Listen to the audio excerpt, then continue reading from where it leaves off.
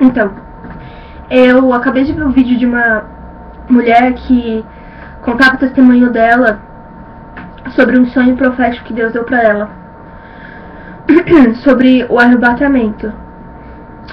E no sonho Deus falava claramente pra ela contar pra todo mundo sobre o sonho.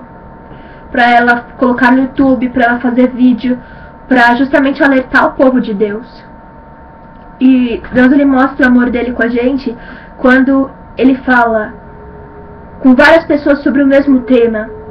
E pensando nisso, que eu lembrei que eu tive 2 sonhos sobre o mesmo tema, que é o arrebatamento.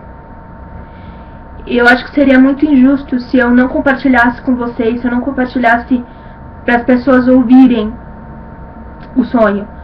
E eu já vou avisar que os meus sonhos, eles são meio estranhos. Eles têm uma linha de raciocínio, mas alguns são engraçados e outros são meio que segue a linha de raciocínio. Então, eu vou começar a contar o primeiro que eu tive. Eu tive o primeiro com 12 anos. E com 12 anos, uma menina ter um sonho sobre arrebatamento realmente muda a vida dela pra sempre. E depois que eu tive aquele sonho, muitas coisas mudaram na minha vida.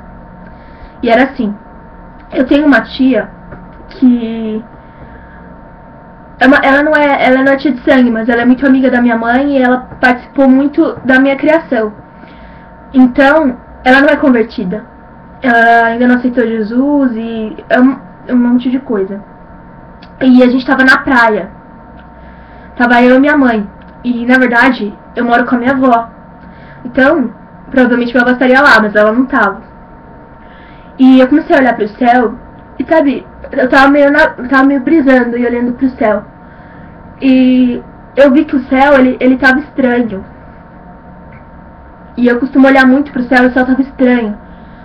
E aí eu tava deitada, a gente tava deitada e na areia, e eu ouvi o rádio falando assim, um cara meio louco, cara, falando assim, o mundo vai acabar, volta pra casa, agora é verdade, o mundo vai acabar, o mundo vai acabar. E tipo, pela primeira vez, tipo, eu não acreditei, assim, sabe, a gente acreditou. E tipo, a gente tava em Santos. E normalmente de Santos pra onde eu moro é mais ou menos 1 hora. E a gente fez em 15 minutos, foi uma coisa muito rápida. Porque eu queria ver minha avó, entendeu? Eu não queria ficar sozinha, assim, eu tava com a minha mãe e com a minha tia, mas eu queria ver minha avó também. Aí a gente veio correndo. E quando a gente chega em casa, minha tia já não tava mais comigo, tava só minha mãe. A minha avó tava deitada, aí eu cheguei assim perto dela e falei, vó, ela tá dormindo. Aí eu acordei, vó, o mundo vai acabar. Aí ela falou assim, lógico que não, Larissa. Eles falam isso desde que eu nasci e nunca é verdade. Eles falam isso só pra deixar a gente com medo. Não é verdade, filha. Ela falou assim. Aí eu falei pra ela, não, vó, é verdade. Agora é verdade, vó, o mundo vai acabar. E ela ficou olhando sério pra mim, porque eu também normalmente não acredito nessas coisas. Aí eu abracei ela, abracei minha mãe. Aí eu ficava pensando, nossa, Deus, e agora, Senhor? E sabe, me parecia que eu tava chorando, assim, sabe? Porque eu não queria ficar aqui. Eu queria que Jesus voltasse pra me buscar.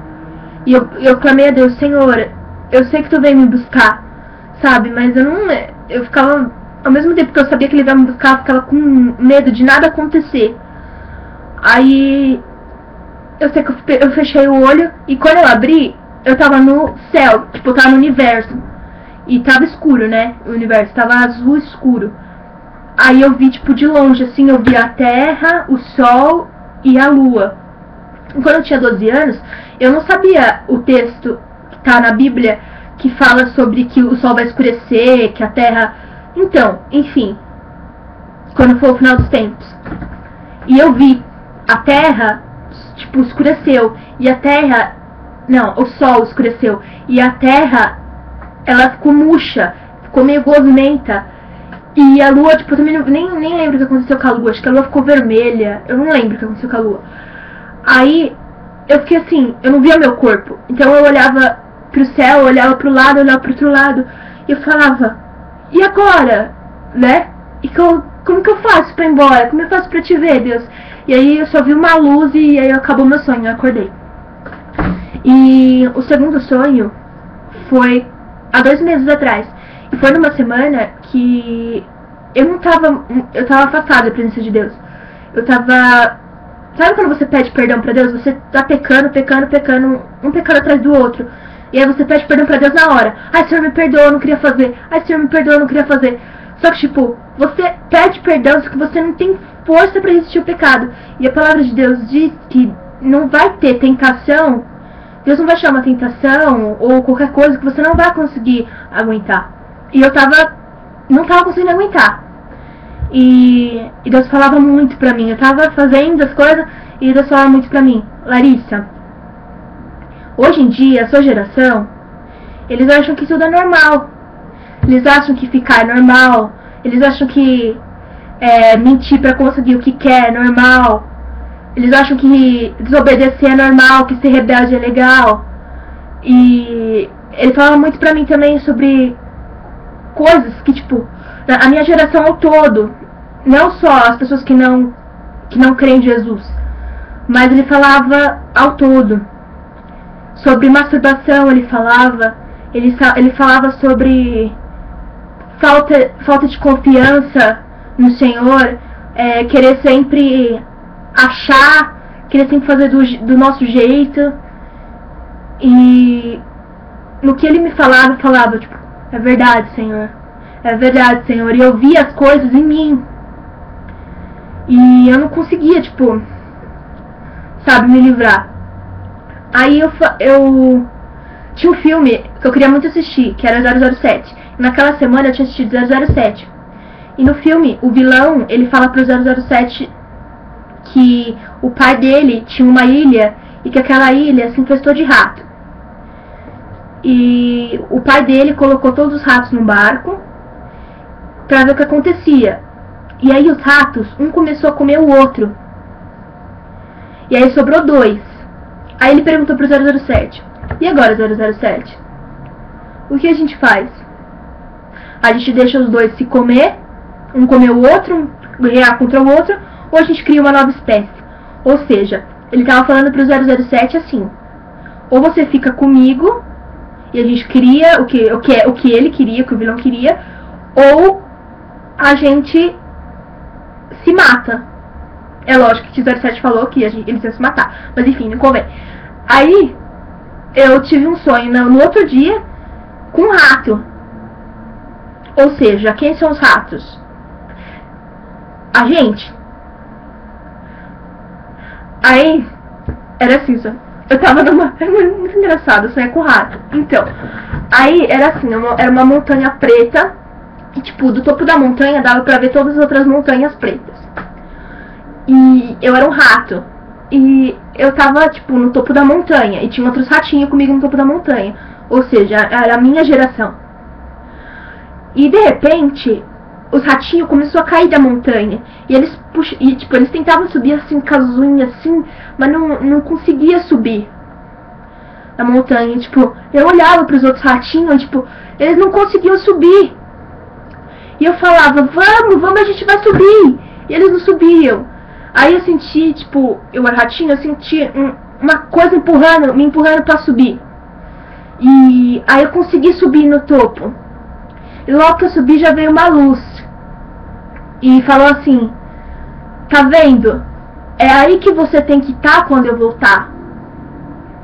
Você tem que estar aí quando eu voltar. Você tem que estar no topo. Ou seja, você tem que ter essa santidade. E pelo que eu entendi, aquela montanha era a santidade. Era aonde o Senhor queria que a gente estivesse em cima.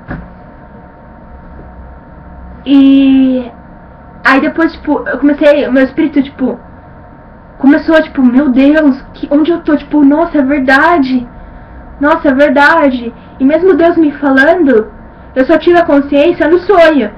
Porque às vezes Deus fala um monte de coisa pra gente, mas a gente só vai ter consciência quando acontece alguma coisa que mexe com a gente.